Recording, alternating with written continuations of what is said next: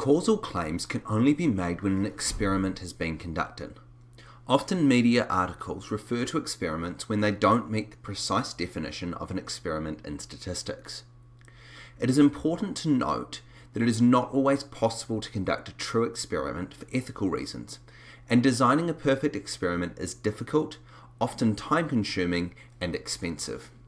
Experiments must have participants randomly allocated to the treatment groups, the variable of interest must be measured, and the results must be compared between the treatment groups or between the treatment and control groups.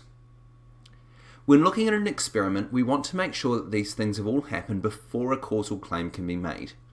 It is also worth thinking about the ethical considerations if it was an experiment.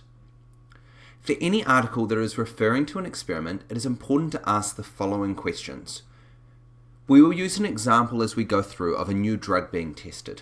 The first question is, who was the experiment conducted on? Oftentimes, experiments are not conducted on people, but rather on mice or rats or cells in a lab. It is also worth noting if the experiment was conducted only on males or only on females, as males and females can react differently. It is important that the results are only applied to the group which the experiment is conducted on. What is the explanatory variable? The explanatory variable is the variable that attempts to explain or cause, at least in part, the changes observed in the response variable. In our example, the explanatory variable would be the amount of the new drug received. All other variables must remain unchanged. What is the treatment? The treatment is one of, or a combination of, the explanatory variables assigned by the researcher. In our example, there could be several treatment groups, one that gets none of the new drug, and other groups receive various levels of the new drug. What is the response variable? This is what we are measuring or wanting to see change. In our example, this might be a measure relating to how much the symptoms for the disease the drug is trying to combat have reduced. How are the participants put into groups? It is really important that people are put into groups randomly. This is because it helps balance out any characteristics that we cannot control.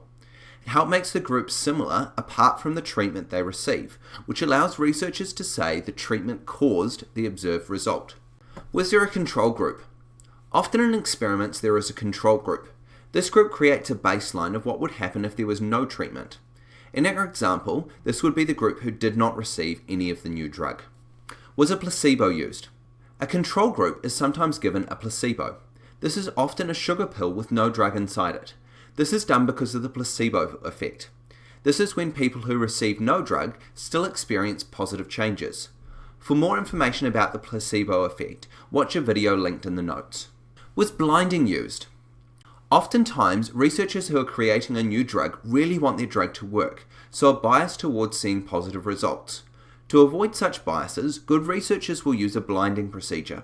There are two types of blinding, single blinding and double blinding. With single blinding, either the participant knows or the researcher knows who has received which treatment. With double blinding, neither the researcher nor the participant knows who has received which treatment. When this happens, an independent party will allocate the participants to the two groups.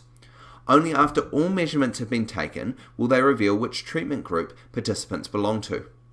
Double-blinded experiments are always better than single-blinded experiments, however sometimes they are not practical. Are there any ethical considerations that need to be made?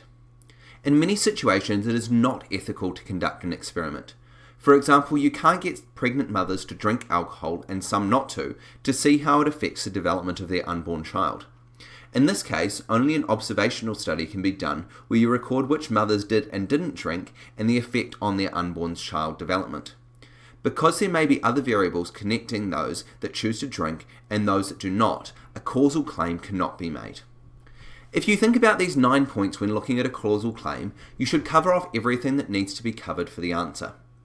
It is important to note, just because there is a correlation, two variables are related to each other, it doesn't mean that one causes the other. For example, if we look at this graph, along the bottom we have the chocolate consumption, kilograms per capita, per year, and on the vertical axis we have the number of Nobel laureates per 10 million population. We can see there seems to be quite a strong correlation between these two. However, there is probably a lurking variable involved. This means that rather than having a relationship that is directly between chocolate and Nobel Prizes, the relationship probably looks like this, where you've got wealth affecting the chocolate consumption and the amount of research and education, and the amount of research and education affects the amount of Nobel Prizes. If you want to read more on this, there's an excellent article linked in the notes. But this is why we need to be careful when we look at causal claims.